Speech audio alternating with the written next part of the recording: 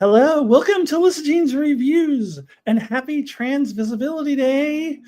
Here I am. I'm visible, so you can see me. That's why I'm doing this video. Hello, Brandon. Glad you could join. So I'm not expecting a lot of people to join me live, and I'm not worried about it. I had already had a couple people apologize on my Facebook page. Oh, I'm sorry, I can't make it. It's fine. I just thought of this morning that I wanted to do this as a live stream instead of a pre-recorded video. This was going to be a pre-recorded video. Oh, hi, Mark. Mark is here as well. Good to have you all. This was going to be a pre-recorded video. And originally I was going to record it like last night after dinner. And I was like, I don't feel like putting in all that effort because it's going to take me all night. And it's just gonna make me crazy, and I would rather go light some candles and play with my new queer tarot deck. One of my friends gave me a tarot deck that's like the queer tarot deck, and it's amazing. Excuse me. I decided I'd rather do that, and then it's like, am I gonna record a video this evening and do all the editing? This is why I don't do videos anymore on my channel, except for live videos mostly, because I don't feel like doing all the work that it takes. And I put in the minimal amount of work that any YouTuber ever does because I just use iMovie and Canva. It's not like a ton of work, but it's too much for me. I just have other things I'd rather be doing. Whereas a live stream, I can just jump on and talk. And if people show up, great. If they don't, it's fine because this was originally supposed to be a pre-recorded video anyways. So I'm happy that Brandon and Mark are able to jump in, however. But it's really not a big deal. Originally, the cold open was going to be the thing I opened with, Happy Trans Invisibility Day. I'm visible. See, right here, I'm visible. And then I was going to, the theme song was going to come on, and then, I'd start the video. It's just too much work. So I do have a specific agenda that I was going to go through. It's the trans agenda. It's right here. No, I mean an agenda like if I were running a meeting, your agenda, your meeting agenda, like an agenda, an outline, if you will. Because I had written it out because this was going to be a pre-recorded video, so I'm still going to go through that agenda. However, if Mark and Brandon, have something to say or something to ask about, I may also address the chat. However, not if I'm in the middle of talking about something else. You may have to wait. So let's get into my agenda. So what is the trans agenda? I'm being silly.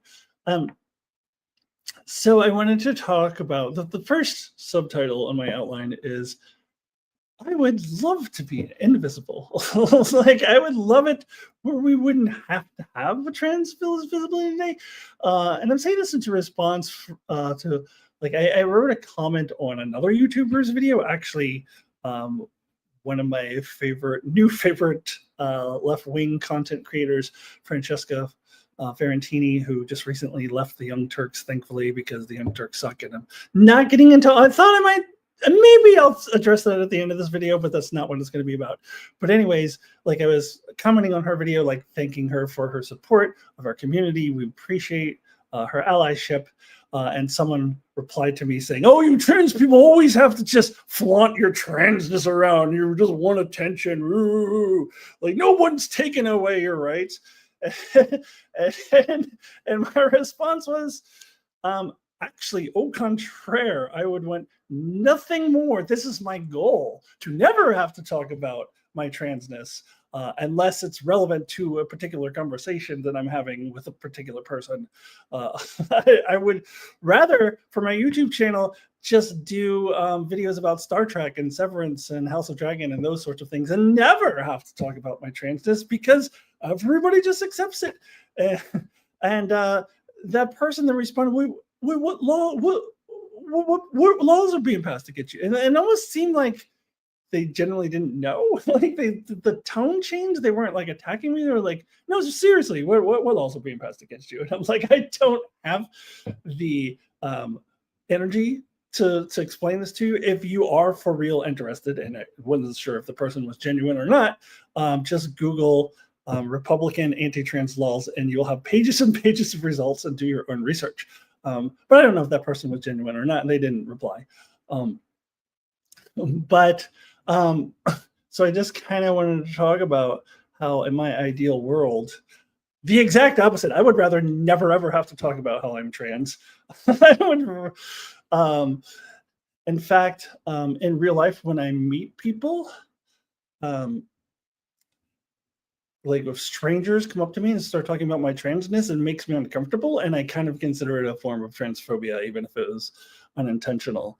And the friends that I've made since transitioning, people who have only ever known me as Alyssa, they became my good friends in part because they never brought up my transness. They just treated me like a person. They treated me like a woman. They treated me like just a normal human person, woman that they wanted to be friends with.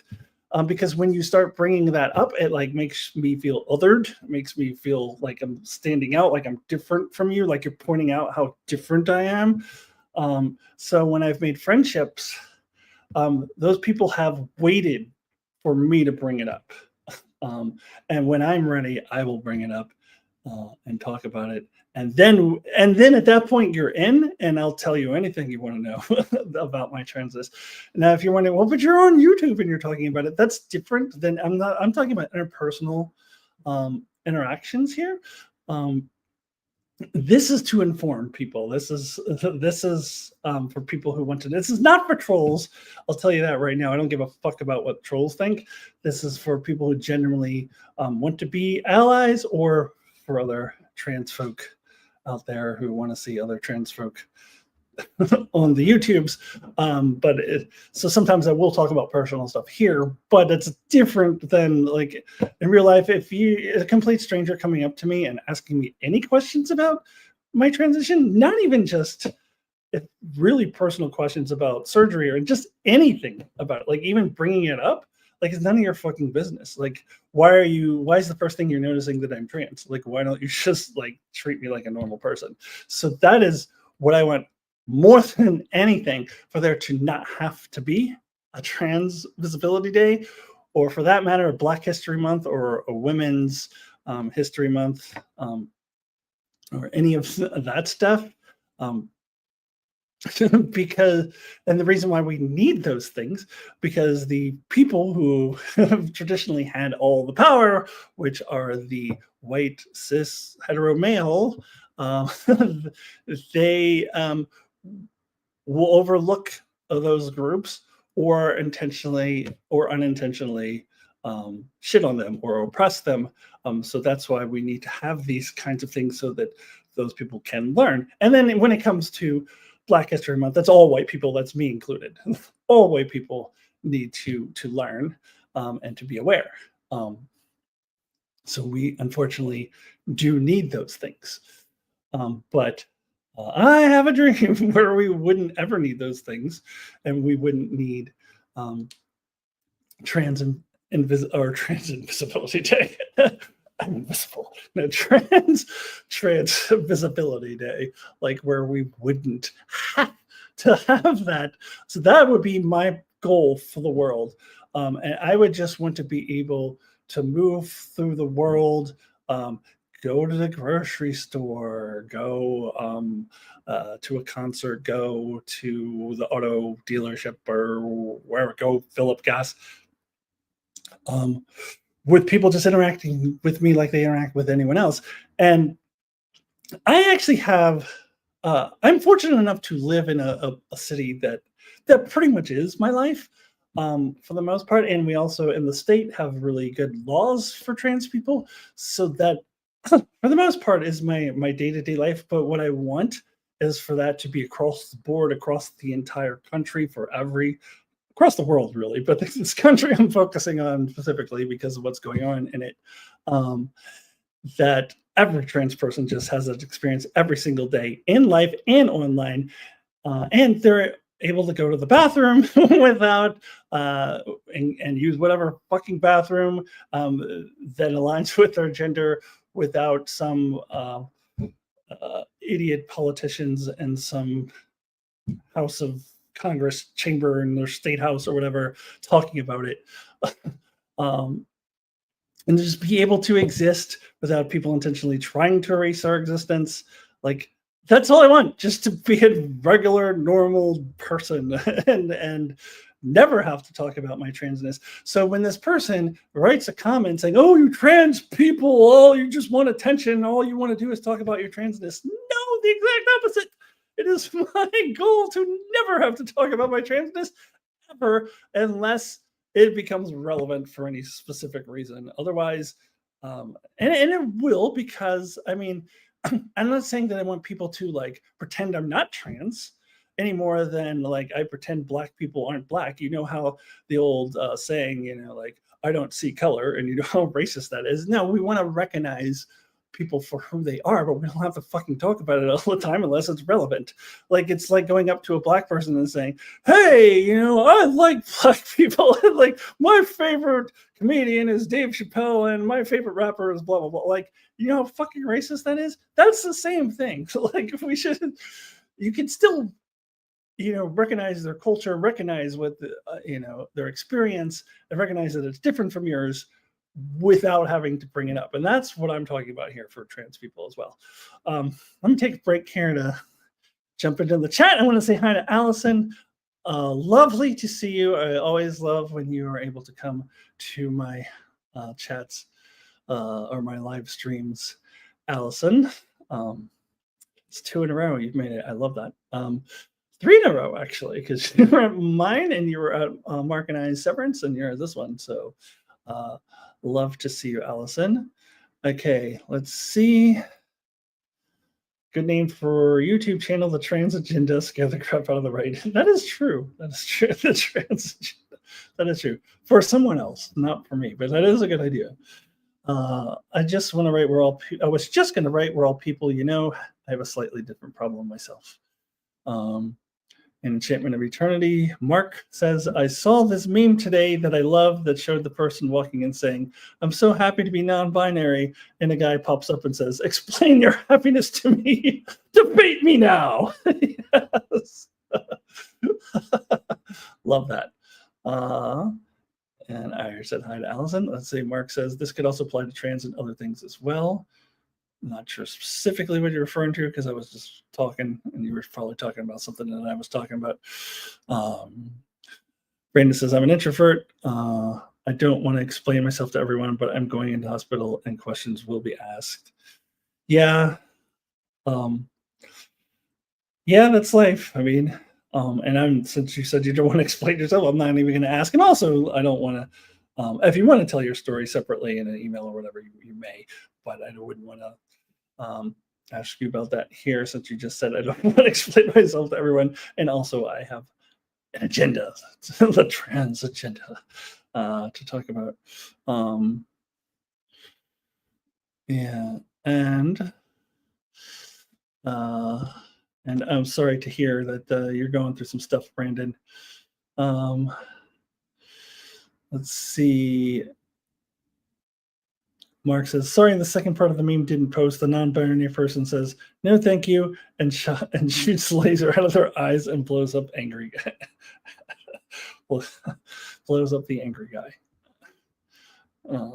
Yeah, that's even better. I even thought it was good just from the first part.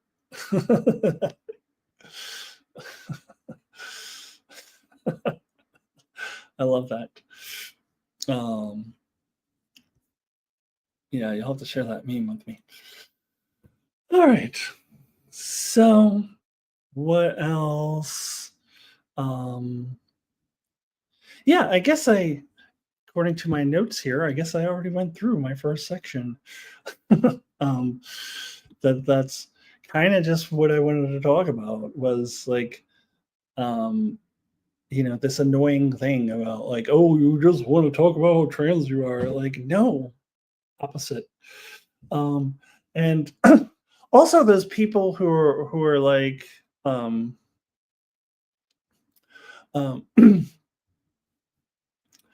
Oh God, I just had a brain fart. Um, I lost it. I was gonna say something. When I said it could apply to trans, I was talking about the meme I mentioned. Yes, definitely. I read it that way. Like I definitely read it that way. It can go. I mean, it could really. Um, yeah, I mean, it could apply across the LGBTQ spectrum, but I think specifically any non-gender conforming person. Shit, I was gonna comment on. Mark sent me a message today about some like troll on your channel who was making transphobic comments about me, uh, and I was gonna say something about that, just more generally speaking, not about that person specifically. I mean, now I'm just. I think it was maybe about yeah, I don't know. Other people who like think that they are so certain of what your gender is, and like, no, you're not this gender, you're this other gender. Saying to Mark, that's not your sister, that's your brother. Um, yeah, how I kind of don't give a fuck about people's opinions of my gender because their opinion doesn't matter. And they're so certain that their opinion is fact based on some like sixth grade sex ed class they took, maybe about XX chromosomes and XY chromosomes, or about the fact that they were taught that penis equals male, vagina equals female. And it's simple as that. And anyone who actually knows about the topic at all, who has studied it, will tell you that it's way more complex than that. You don't even have to have studied it. You can like do a quick Google search and see that it's way more complex than that. And there's it's so funny to me how the dumbest people in the world think they're so smart because they're so certain they know something that when they don't know shit. And so their opinion of my gender is based on just complete nonsense that they think they're so certain. They think they're so smart. They think they're so certain that they know this thing, but is actually completely wrong. Um, and so I actually don't give a fuck about what someone else's opinion of my gender is, because it's an objectively incorrect opinion, and it just doesn't bother me any.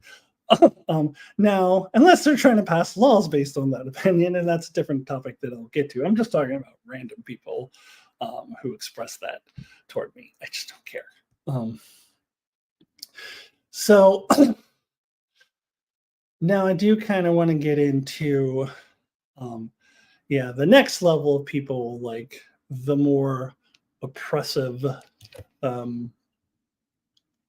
people on that next level, who are unfortunately currently running the federal government and a lot of state governments, and have a lot of influence on the media and all of those things. And surprise, surprise, driven by white cis hetero men. And what their goal is to erase us. And you see this by Trump going in, like erasing any mention of trans people from certain websites, even like the freaking Stonewall Memorial website. We're erasing trans people from that, which is kind of laughable to me. But just they're trying to erase us, and in fact, some of them have just flat out said that that's their goal, is to eradicate trans. I think that what's his nuts in Florida, Ron DeSantis has said this before, and other politicians have said that. Elon Musk has probably said it. That is their goal, to just eradicate trans people, so there is no more trans people. That's what they're trying to do. And the reason why this happens is because they are uncomfortable. Well, actually, there's two reasons. There's a twofold reason for this. Number one, they are totally uncomfortable that a new quote unquote group is emerging to threaten their normality, the cis het male, white male normality that is the norm. But it's the same reason that they feel threatened by any minority group, because it is their power is being threatened. And I've explained this in other videos. What has happened is, it's not that all of a sudden it's trendy to be trans. That's like a, you know, a thing you'll hear from right wingers. I remember Tucker Carlson saying that, and just other people like that, like, "Oh, there wasn't trans people 5 years ago. It's just a trend." I think people have said that on my, like, I think I've gotten trolls that have said that. Um, that, but that's not at all the case. What has happened uh, is that I think the internet played a big part of it. It did for me, because I learned a lot about who I was from the internet, and I didn't have the internet growing up. So there's more just knowledge out there, and there's more ways to connect with other people who feel the same way that you do. And then more and more people are becoming comfortable with being trans, because they're understanding what it is that they are. Um, and then they're starting to see more and more people like them around, and the more people that there are like us, the more that other people who feel the same way as us are going to feel comfortable living openly, and there's just going to be more and more and more and more and more and more of us. The genie's already out of the bottle, and they're trying desperately to put it back in, because they know likey. Like they don't like this threat. um the the second part of this is has to do with fascism, and actually I think I'm going to talk about that later.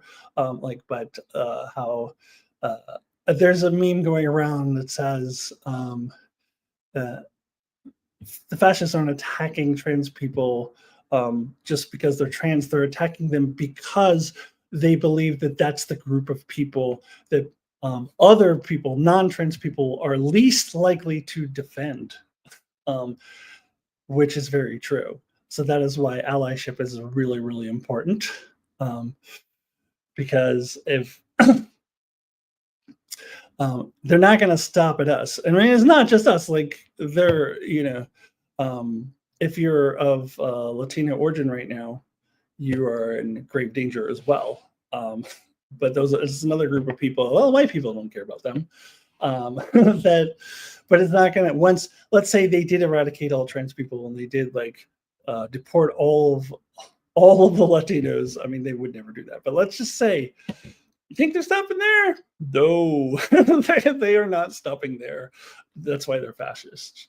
Um, so that's kind of like um, the two. It's like the two-pronged reason, like why they are trying to erase us. But and I have more of a point to make, but let me just take a breath and look in the chat. I wonder if we ignore the ignorant white men, they'll stop existing. That would be nice. Unfortunately, they have too much power right now. That's the problem, is they have all the fucking power. But I wish that was true. Mark says, yeah, I heard that a lot of pundits saying trans people didn't exist until 5 years ago. Such morons. Rachel Pascal, in contrast, responded by saying trans people were always around and always will be. I love Pedro Pascal. That's a great ally right there. He's awesome. I mean, he's got a sister who he loves deeply, who cares for a lot, clearly, who is trans, and will defend her to the to the ends of the earth. But also, not just her. He doesn't stop with her. He is a ally of our community. I love Pedro Pascal. Last of Us coming out in a couple of weeks. Anyways, so one of my friends is dating a guy who has a child. I use the word child because it's the best non-gender term that I can use, even though this person is 20. I don't know if they're really a child anymore. But I know that she's been dating this guy for like a year or so, and I had heard about this guy's child who was like kind of struggling with their gender, not sure. Maybe they were they, them. I think they might have used they, them for a little bit, and they were still kind of figuring things out. But just the other day, she texted me that his child is now officially on hormones. She is his daughter. She has a new name, and I'm really excited for her. But what that said to me is that Trump and Elon and all the Republicans and all those red states and all of those people in the U.S. House and all those politicians and all those people who think they can erase us, it's not actually stopping people from transitioning. It's not. We're still multiplying. They are going to fail. My fear is that that way too many people will have to suffer extremely before they do fail, and that's like part 3 of my agenda when I start getting into more of fascism and my fears and all of that stuff. But they are going to fail, and they're not stopping us. Myself, in the meanwhile, I'm doubling down on my femininity. I not all trans women think of themselves this way. In fact, it seems like a lot of them don't think of themselves this way. I feel like there's a lot of she theys out there, but I think of myself as a girly girl, and I always have. And it's frustrating because I'm not always perceived that way, just because I was born with this male figure in me, or what is perceived as male facial features and all of those things. That I'm not. Sometimes I am perceived that way. Sometimes I dress up really pretty, and but I'm not often perceived that way. But internally, I am a girly girl, and I like connect a lot more with more feminine women who really embrace their feminine side, who are like where a lot of whether it's like, and these are just surface level things. This is not just not what makes a girl, but like, I don't know, wears a lot of makeup, is really into the clothes they wear and those sorts of things, and like the traditionally girly things, and that's problematic labeling those things girly and boy things, but that's way too big of a topic right now. But those are the things that I am just drawn to, what is traditionally perceived as being girly, or all that sort of thing. And I am drawn to cis women as friends who are really, dive into the what traditionally feminine viewed things. So I'm doubling down on that. I am like starting to read a little bit about witchcraft, and I talked about this a little bit in my Agatha All Along review, how I'm interested in that sort of thing. And there are male sorcerers or male practitioners of magic, male pagans, but when I tried to be that, it just didn't connect for me until I figured out, because I was approaching it in the wrong way, that I need to approach it from the feminine perspective, and that's what I'm doing now. And just really digging deep more into my femininity and connecting with my female side. So I'm doubling down, and I am getting that goddamn surgery come hell or high water. It's still going to be a while before I can get the surgery. I've talked about this in previous videos, but when Trump got elected, I wrote to OHSU and asked them, like, hey, can we speed this up? It's like, no, you got to go through your electrolysis, and then it's be a year, you'll be on the waiting list. So we're talking no sooner than 2026 at this point. And they're like, oh, don't worry, you're in Oregon. And I'm like, yeah, so? So I did Google, like, some other countries that I could, if I have to take out a fucking loan and fly to another country getting the surgery, like, this is really important to me. So I'm like doubling down, like going deeper into, instead of them erasing me from being trans, I'm becoming more trans. And then more people, Oregon, it's the hospital, OHSU. Oregon Hospital State University, I think. Maybe it's the hospital that does the surgery. Sorry, just assume like everybody knows that, because I live in Oregon. Usually when I say that, people know what I'm talking about, but of course you don't. Anyways, yeah, so yeah, I'm doubling down, and it just pleases me to see that more people are still coming out. And on the one hand, that's a really courageous thing to do in this current climate. Um, but there's a reason why a lot of trans people will say that when someone says to them, "Oh, you're so brave," that it's like kind of condescending and they don't like it. Um, because for a lot of us, it's not really a choice that well, it is a choice. It's a choice between coming out and being free and being who we are and being our true authentic selves and being really, really happy, but living in this really oppressive world. Or the other choice is being miserable for the rest of our lives because we're pretending to be something that we are not, and we cannot express ourselves the way that we want to, and it makes you fucking miserable.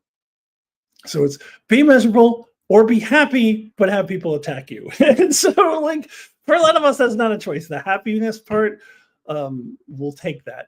At the same time, I don't really have any qualms with people who don't come out because they don't feel safe. You do whatever makes you feel safe. I'm not one of those people who say, "Oh, everybody's got to come out." No, whatever you're comfortable with. But for a lot of us, it's not really a choice. It's like I don't want to be miserable, so I'm choosing happiness. Like, what kind of choice is that? Being miserable or happiness? Is that a choice for any of you? Like taking transness out of it? If you have the choice of doing something that makes you miserable versus doing something that makes you happy, most people will choose the happiness. And yet, it is also courageous at the same time. Because of the world that we live in and this country that we live in. So it warms my heart to hear that people are still making that choice. Now, granted, this person I'm talking about also lives in the same city that I live in that is very trans friendly, and you can mostly move about your day without a lot of transphobia for the most part. But even still, like, to come out and living in this United States of America, coming out does take some courage, even if it doesn't feel like much of a choice. And I love it. Here's the thing I wanted to tell you. I have like an important thing I wanted to share with you all, but let me check the chat. Let's see. Oh, we already read the page. Okay. Let's see. Oh, chat. You guys keep writing other things, and it's jumping. The chat is jumping on me. A Rousing Chorus of Real Men by Joe Jackson. I'm afraid I am not familiar with that one. Okay, Mark says, you notice how transphobes will always sexualize trans people and imply malicious intent and think being trans is inherently sexual. They probably only say that because they think trans people are hot and sexual in their minds, kind of the homophobe being closetly gay. I mean, that's one possible explanation. I'm not saying that every person who says that is, feels that way, but I think that could be one possible explanation. Why do you think being trans is so sexual? Weird. Anyways, as a disabled person, I'm bored and angry when hearing you're so brave. Yeah, I know that a lot of folks who are disabled feel that way, and I know a lot of other trans people also feel that way. And I, for the reasons that I explained earlier, and I get that too. I kind of get that, but I also admit that it is kind of brave. Like, I think it was kind of brave for me. And I do want to take a little bit of credit for that. I guess when someone says you're so brave, for me as a trans person, it depends on their tone, I think, in the context. Again, like if someone just random comes up to me and starts talking about transition and says, "Oh, you're so brave," then I'd be like, "Fuck you." But so it depends. It's all about the context, really. Yeah. And then Mark says, when I was younger, I had to hide being a Star Trek fan because I got picked on for that, and Star Trek made me happy, but thankfully don't have to do that anymore. Well, you've come out as a Star Trek fan, Mark. You're loud and proud as a Star Trek fan now. Don't have to hide that anymore. Let's see. Oh, hi, Will Ferrell, number one. Okay. So here's what I wanted to say to you.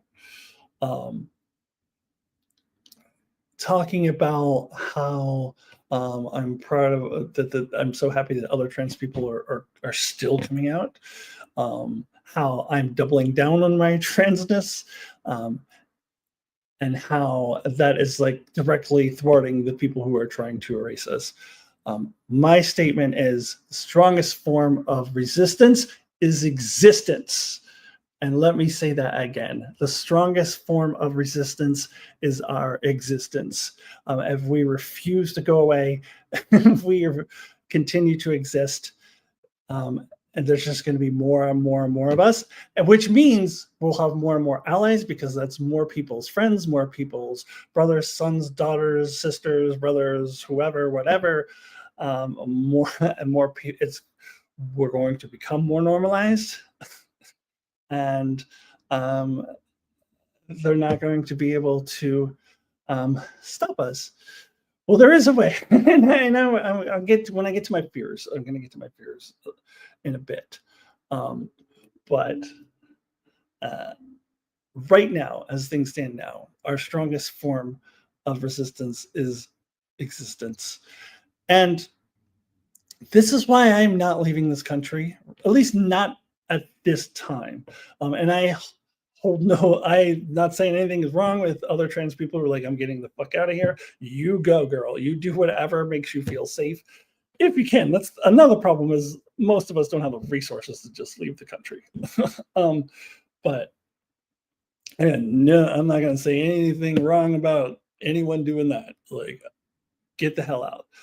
If that's what you feel you need to do to keep yourself safe, do whatever you need to do to keep yourself safe. Me personally, this is my home. I'm not fucking going anywhere. You leave. Like, you transphobes, you go.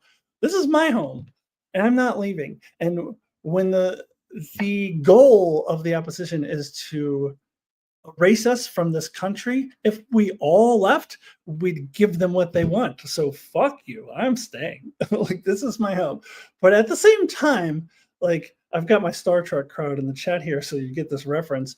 I don't want to be like from one of those Star Trek episodes, like when Kira goes or Data goes and visits a colony of people who are about to have a natural disaster, or aliens are about to destroy their colony, and they're like, this is my home, I'm not leaving here. And then it's the job of our main character to convince them to leave when they're clearly doomed. I don't want to become one of those people, and I don't feel like I'm there now. So like, when it comes down to it, if my biggest fears came to fruition, then I would do what I need to do to survive. But I'm not at that point yet. Right now, I'm still at, you want to erase people from the country? Fuck you, I'm staying right here. And there's going to be more and more of us, and fuck you. Like, that's where I'm at right now. Now, let me move into my final topic, and what my greatest fears is. And I'm not going to be specific about specific scenarios that my dark imagination goes into, because I don't want to give them power by speaking them aloud. But I do have fears that the fascist direction of our government is going to get worse, and we will become a full-on fascist state. And sometimes I'll see people like on, online chats or whatever, like, oh, we are in a fascist state. If you think we're in a fascist state now, you don't have a dark enough imagination, because in my dark imagination, this can get a gazillion times worse than what it is right now. We still have some freedoms right now. I can still make this video right now. It can get way worse than this. And my fear is that we are going in that direction. And I am trying to derive whatever little hope that I can from people like AOC and Bernie and people going around like that actually are fighting back. And this idea that there are like a whole lot of people who are going to be running for Congress against mainstream Democrats who want to fight. But that depends on there still being elections the next time we elect Congress in 2026. So that's what I'm afraid of at this point. So I'm not super worried about any of these stupid executive orders that Trump is signing that are against trans people, because those are meaningless. And those can easily be fought and defeated in court if we maintain some semblance of democracy. But then if Trump starts like just across the board ignoring the judges, and other state governments start going along with him and capitulating to him, and he gains more and more power, then things could go in the wrong direction. But in a functioning democracy, those executive orders are, I mean, the worst one is the passport one. For me personally, I am thankful that as soon as Trump got elected, I like the next day I realized that I never updated my passport, and so like literally the next day I was sending off for my new passport, and got it expedited so that it came in 2 weeks. So I have my updated passport. But for a lot of people, like these new people, then the new person I mentioned who just started hormones and just transitioned, she won't be able to get a passport with the proper gender marker on it. So that is the worst one. But again, in the functioning democracy, if we still have one in 4 years when Trump loses, well, Trump won't, in a functioning democracy, should not be able to run again, even though he's saying he's going to. But the Republicans will definitely lose if we still have a functioning democracy in 2028. My only fear is that we won't. But then that will just get fucking overturned. So in a functioning democracy, I'm not worried about those stupid executive orders. They're meaningless. What I'm worried about is not having a functional democracy anymore. And then what that means for trans people at that point. So right now, like when I mentioned, I called OHSU, which is the hospital, and they were like, "Oh no, you're fine, and you're in Oregon." Right now, I am protected by this Oregon bubble that the state laws that protect me. But I can imagine a lot of nightmare scenarios where those protections are gone, and that's when like I gotta get the fuck out of here, if I can, if it's not too late. That's my nightmare scenario, and I don't want to be any more specific than that, because again, I don't want to give power to my my fears, and I just gotta hope and pray that those don't come to fruition. But so ultimately, I still believe that no matter what, they will fail in erasing us. The question is how many people, how many trans people will have to like suffer, and to what extent will they have to suffer? How many of them will have to die horribly between now and that point? 50 years from now, either way, trans people will be everywhere. But my goal would be for us to be everywhere without all the suffering, and without me having to get the fuck out of this country. So either way, we're going to win. I just know it. It's just a matter of, I would prefer our method of winning being like not going through a lot of suffering, and it, as I said earlier, the first things that the first group of people that the fascists go after are the group of people they think that other people are less likely to defend. So they will start with us and move on to everyone else. And they already are moving on to other people. We're just like the main focus. Us and immigrants are the main people that they're focusing on, because those are the people they think others will least likely to defend.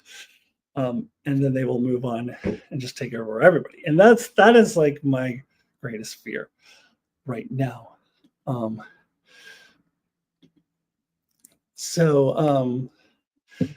Yeah, and so I mentioned I'm like learning tarot cards. I'm still like, I don't know what I'm doing. I'm just like following a guidebook and like learning. But like the last few readings I've done for myself, like when it's something like what your hopes and desires are, or what you really need, or what your future potential is, or things like that, I keep getting the strength card. It's like the strength, like that's what I need, like the strength to get through this. Okay, let's jump into the chat. Do you think the musical episode of Star Trek Stranger Worlds does not take itself seriously and knew what it was doing? Will Ferrell, number one, I love you. Bring that question back next time I do a live chat with Wine. I'm really super focused on Trans Visibility Day, and I'm not going to be talking about Star Trek today. You can send me maybe a private message on Facebook or something like that, and I'd be happy to talk about Strange New Worlds, but not today. And the Mark says, I know a lot of trans people live in red states, moving to blue states, and I feel bad for those who want to but don't have the means. I think I heard of a charity that helps with that. Yeah, if you know the name, I mean, I know that there are obviously some really good pro-trans, pro-LGBTQ charities out there, or organizations. Human Rights Campaign comes to mind, but I don't know the one that's like specifically helps people move. So if you know of that, give me that information so I can get that out there to people as well. But yeah, I think if you're in a red state and you feel like you need to get the fuck out, if it probably will be a little more doable to get to a blue state or get to a state that has better protections.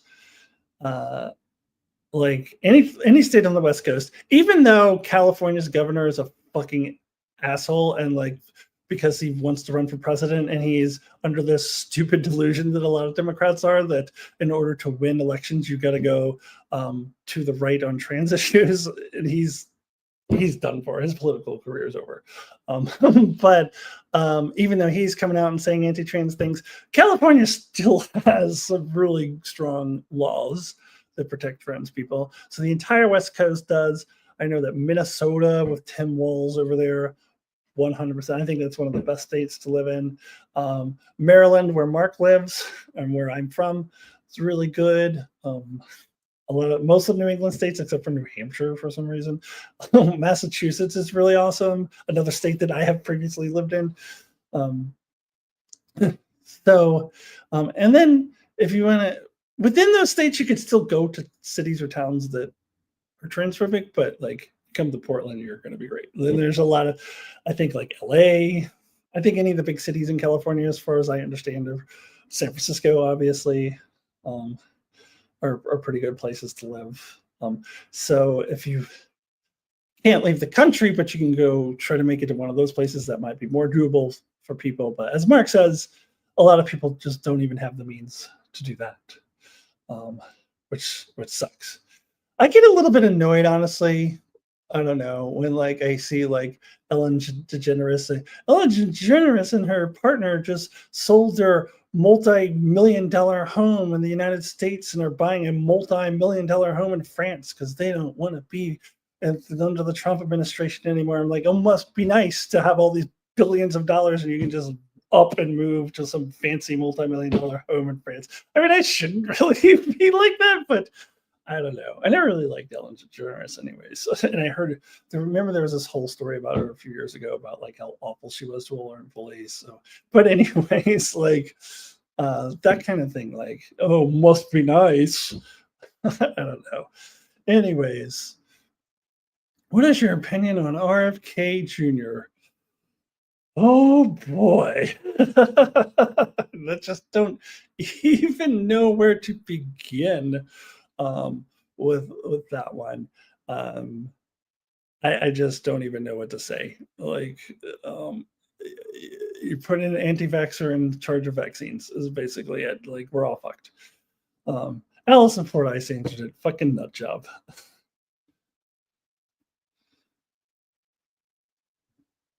So it sounds like you think the guy from Humanist Report is exaggerating or reacting because he acts like fascism is here. No, I don't. Fascism is here. I just don't think we're living in a fascist state yet. We have fascist people in our government. So I have yet to disagree with Mike Figueroa from the Humanist Report. Honestly, also really amazing trans ally Mike is. He is one of my favorite trans allies on YouTube's. So yeah, no, when people say like fascism is here, no, I agree with that because we have fascists and authoritarians in the government. But if you were to say we currently live in a fascist state, it can get way worse than this. We still have some freedoms left. We are headed toward being in a complete fascist state. Right now, our government has aspects of fascism in it because we have fascists and authoritarians at high levels of the government, but we're not a complete fascist state yet. There are elections tomorrow. Now, Elon Musk is trying to buy one of those elections, so we'll see how successful he is. So that'll probably say a lot on how fascist we are. But yeah, now if someone says like, what was it that you said? Where is it? Acts like fascism. So, no, fascism is here, but that doesn't mean that our state is completely. So Trump is trying to turn the republic into the empire, and he's about halfway there. We're not the empire yet. There are still elections. There are still state governments with their own laws. So it can get way worse than this, and my fear is that it will. Oh, hi, Norman. Thanks for coming. I know you had mentioned that you may be able to come late. Let's see. Good to see you, Norman. Let's see. Idiot, his father rolls and rolls in his grave, I'm sure. And I know exactly who you're talking about. Completely out of context. You're answering the previous question about Robert RFK Jr. The word traitor springs to mind. Yes, yes. I'm a professional librarian, and as of today's action, some libraries and key communities will likely close thanks to that action. Which action? Let's see. Okay, Wisconsin's Supreme Court is, let's see, hold on. The most important, the two Florida House would be nice.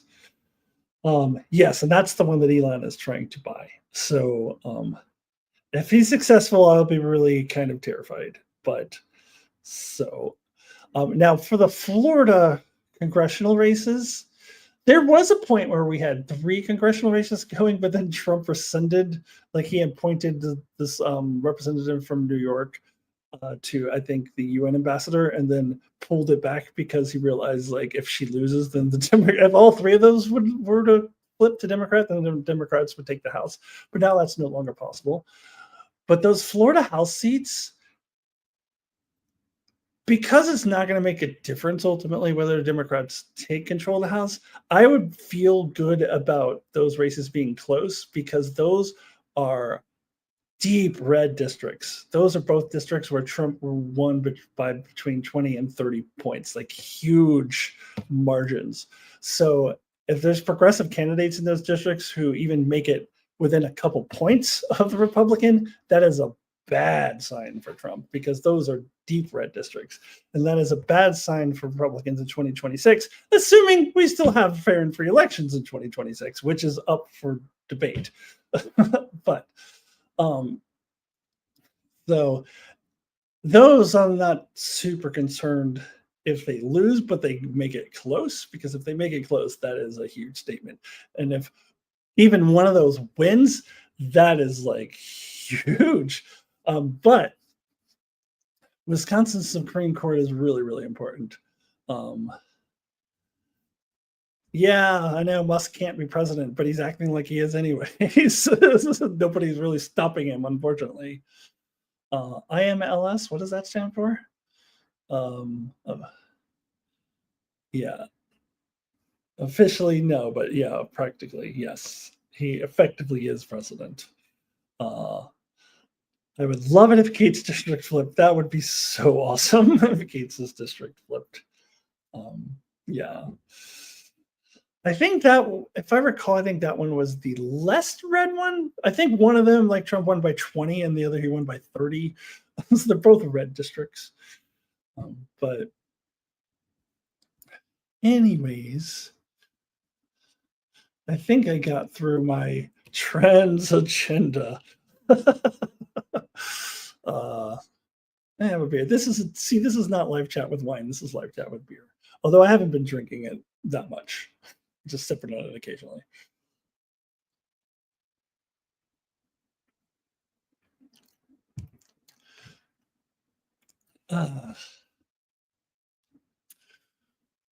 I don't know.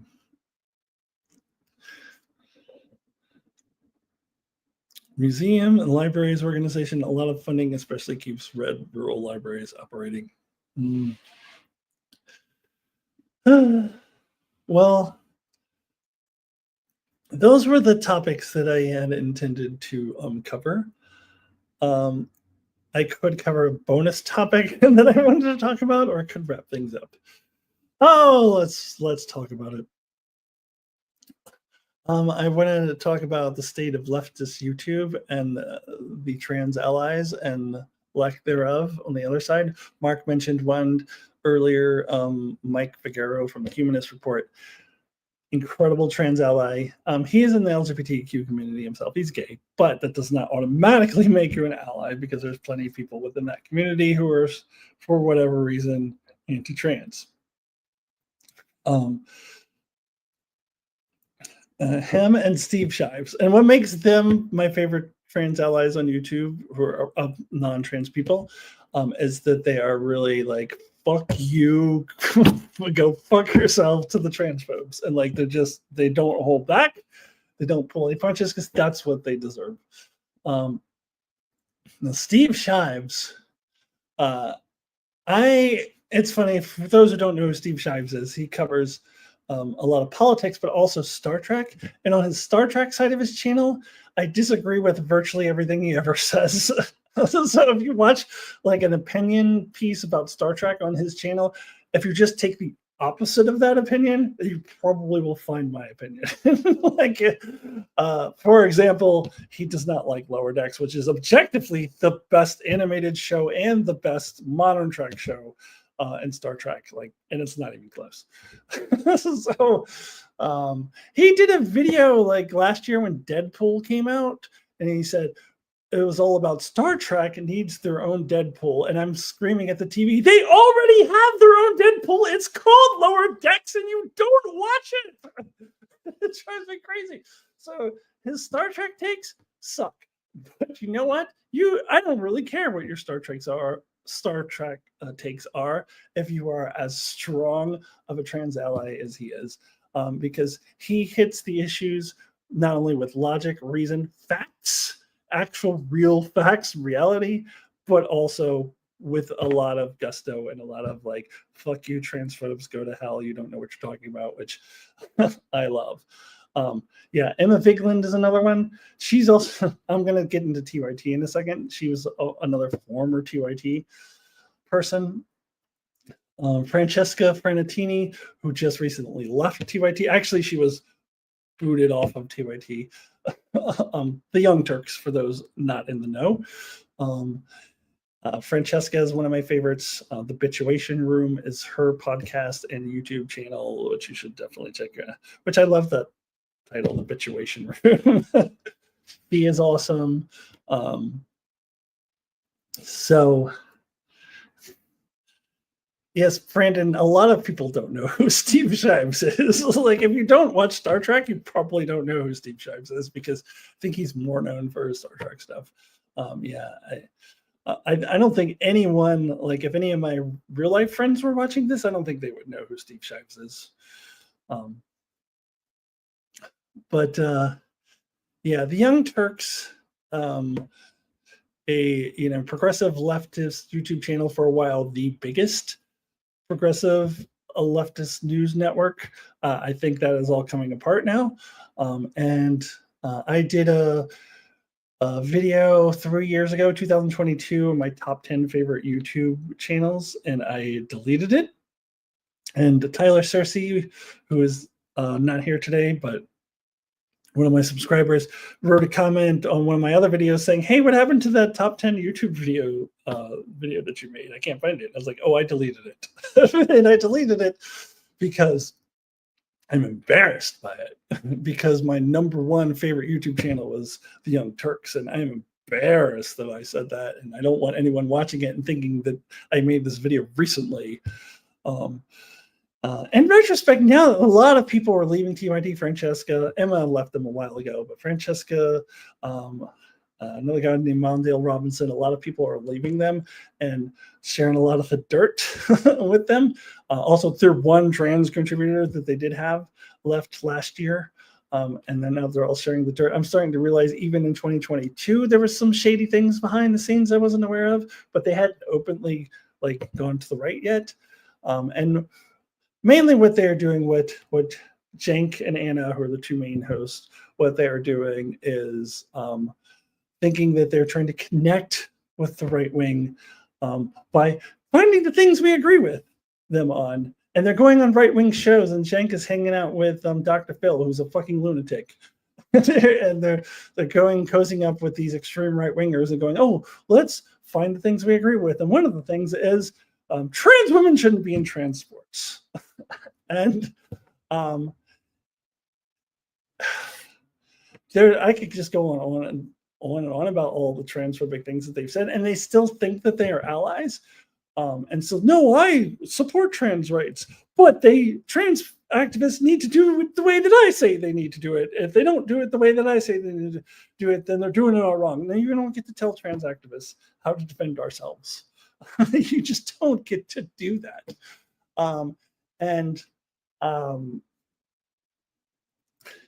Yeah.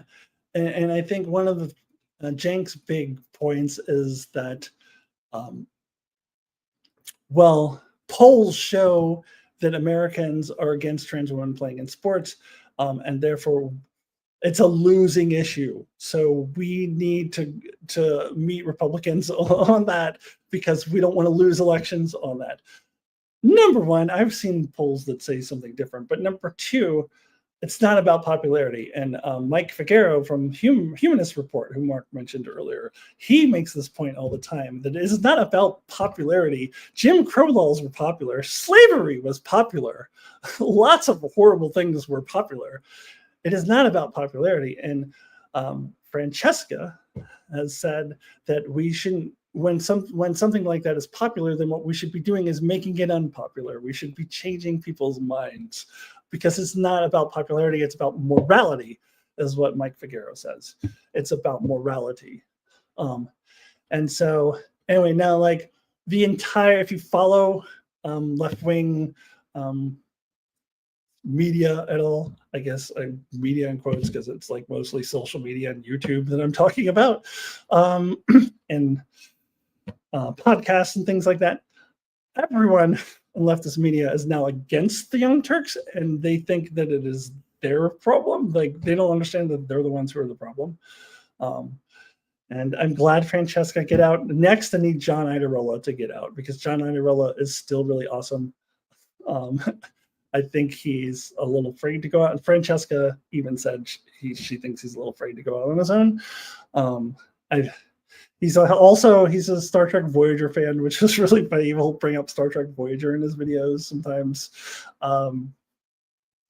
Huge fantasy fan, really good guy, and also has the right point of views. But is still he has his own show. It's called The Damage Report, but it's still part of the TYT network, and he needs to get out of there. So, okay, let's see. Lauren, well, he was promoting book while running for president, which he cannot do now born in the U.S., so Cenk can go away. Yeah, I think, yeah, you're right. Yeah, I started watching TYT back in 2009. I used to watch it religiously, but yeah, I stopped watching it except for occasionally, like in 2018, but now I'm not going to watch it at all. Mark says Piers Morgan says he supports trans rights, then goes on to say some of the most transphobic shit I've ever seen on the internet. No, Piers Morgan is one of the most transphobic people out there. He's one of the people like Cenk and Anna will agree with. See, we agree on trans women shouldn't be in sports. And Cenk attacked Francesca for going on Piers Morgan, and Piers Morgan was coming up with these ridiculous hypothetical situations, saying like, well, what if I can't think of any, like some big athlete, like, I don't know, who's one of the biggest boxers?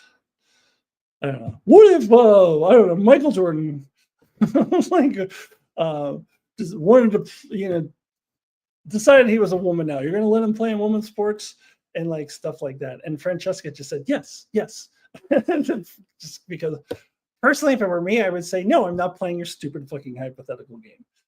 But then anyway, like Cenk went and like attacked Francesca for that. And she was still a part of his network at that point. And it's just, ridiculous. So just the point, like you can't say that you're a trans ally if you're not listening to trans people. And Cenk and Anna don't give a fuck about what we say. And the one trans contributor that they used to have, Benny, she said she actually had a phone conversation with Cenk as she was leaving, and he's just like a stubborn asshole and like would not listen to anything that she had to say. So if you can't listen to us, you are not an ally. You're by default a transphobe. That is part of it. You can say all the pro-trans things you want if you do not listen to us, and then also say anti-trans things, then you're not an ally. That's one thing recent times have done, is really like shown me who the allies are and who aren't, both in the media, in politics, just in the world in general. Like it's really, I know who my allies are and who aren't. Anyways, so I did squeeze in the Young Turks conversation a little bit. Tyler asked me a question. I told him I may not get to it on my live stream, and I did answer it already on Facebook, but I'll answer it here. He asked me who I disliked more, the Young Turks or J.K. Rowling, and J.K. Rowling by a million miles, because she is like the queen TERF. She's the worst, the worst, the worst. No one is as bad as her. But if you ask me who I'm disappointed in, I'm disappointed in the Young Turks, because I was a fan of theirs. I really looked up to Cenk for a little while. I haven't disliked Anna for a while, even before she got into the anti-trans stuff. I haven't really liked her in a while, but Cenk I used to actually look up to and respect, because I thought he, like, just how I said, like Steve Shives and Mike Figueroa were like really bring the heat and like go fuck you. Like Cenk was really good at that. So I used to like him, but so I'm disappointed. So if you ask me who I'm more disappointed in, it's the Young Turks. But who do I just flat out dislike or hate more? It is J.K. Rowling by a long, long shot. Yes, Brandon, it is sad that we need allies. Why do we have to have allies? Why can't I just live normally? That's back around to my original point. Bring it all back around. Let's in a big circle. Yes.